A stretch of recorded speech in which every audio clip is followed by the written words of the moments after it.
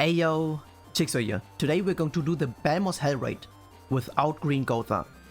We made a guide already, it will be on top right, how to do Hell with green GOWTHER and also how to 3-turn it. But yeah, a lot of people are troubling with this raid and they even requested, hey, I don't have green GOWTHER, what do I do? First of all, in my opinion, doing Hell is maybe not even really worth it because you can also drop a lot of random stuff, so just doing like hard or extreme is already enough. So if you can't have all those requirements, just do extreme instead. So first of all, in general, depending on your progress and what your focus is, maybe you should make units who you use in this Hell raid, you should make them level 90 first eventually. Because if they are level 90, they will obviously hit harder, so it's gonna be easier for you to beat it every time. And you should definitely search a partner, because doing this without green GOWTHER is not easy at all, and you should be trading it every day and you two together learn how this strat works, because one guy has to be a bit more whalish, more or less, so he has to have a more investment, and the other guy, like me on the right side, he only needs UR gear for Zaratras. So coming to the gear, only the top pieces are already enough. You should definitely buy the Zaratras cosmetics if you don't have them yet, because Zaratras here is one of the main damage dealer. Hellbrom doesn't really matter, as you can see he doesn't have UR gear.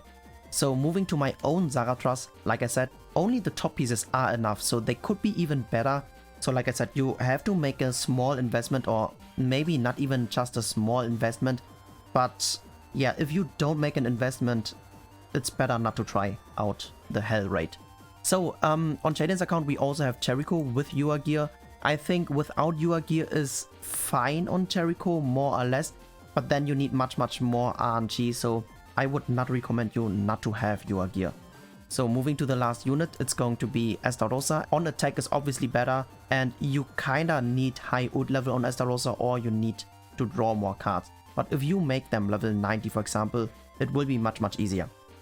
So our list, this gear doesn't really matter at all, and those are going to be the backlines. So the supporter side really needs Merlin backline or using ult gauge food, but I have tried both out. I think Merlin backline is a bit better, but yeah.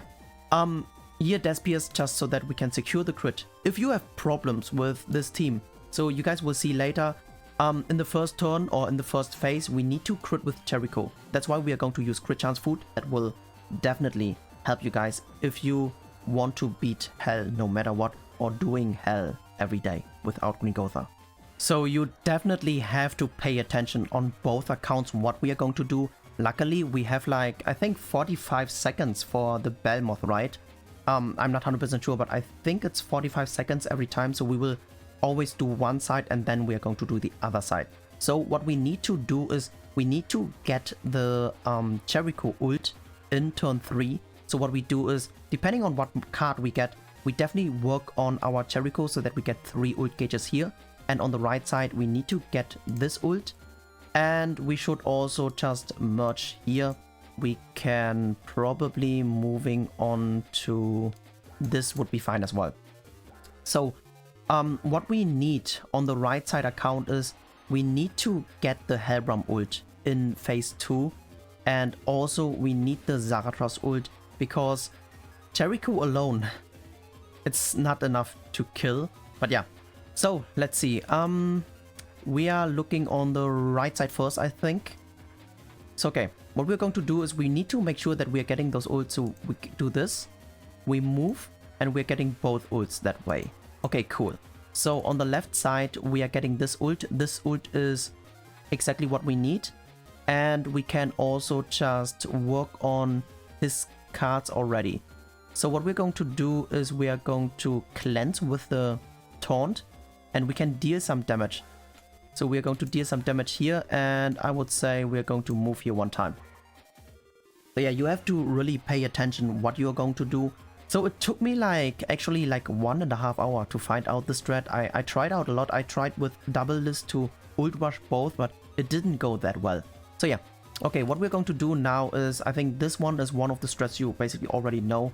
In turn 3, when he has the stance up, we can do this, we can strip, we can deal some damage with Zaratras, and then we are going to one-shot with Jericho. So obviously, without a golden buff, we unfortunately can't one-shot.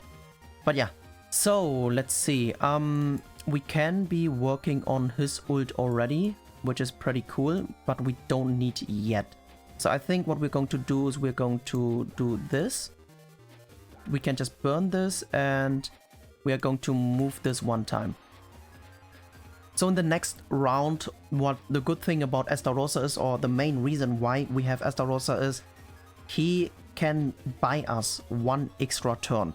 Because what we need to do is we need to kill the second phase, but we also need to work on other ults. Like for example, we need both Zaratras ult if possible.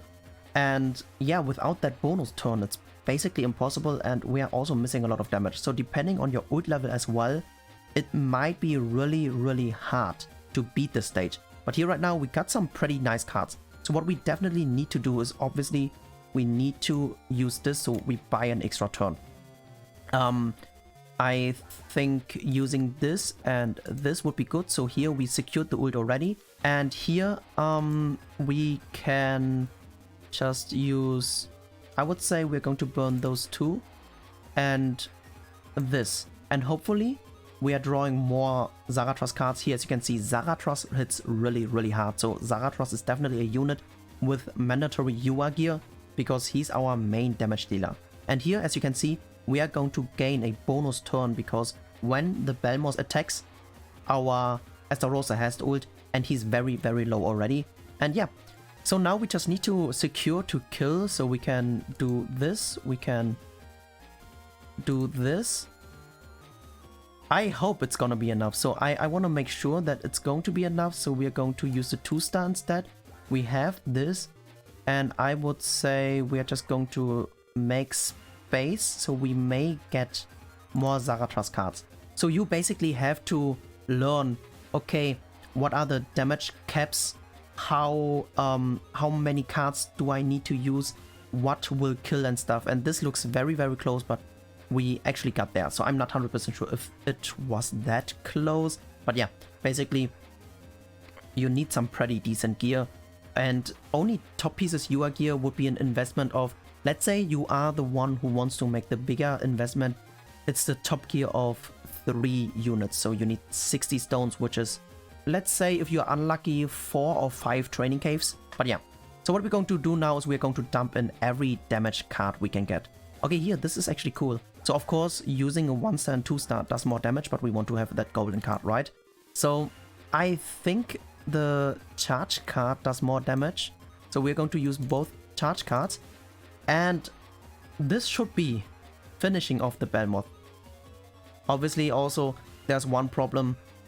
You also need a decent ult level on your Zaratras, else your Zaratras won't hit as hard. But here, as you can see, this is how you can do the BELMOTH Hell Raid without Green GOWTHER and also without the Danafor Liz.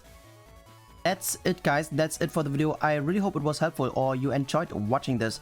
So one more time again, it's probably not really worth it to always do Hell Raids because it's really not easy to clear it and you have to make the investment. So maybe just moving on to the easier difficulties may be better, and make sure to, like for example, join a Discord or whatever, be in VC to communicate, because that will be making your life much easier, especially with a BELMOTH raid.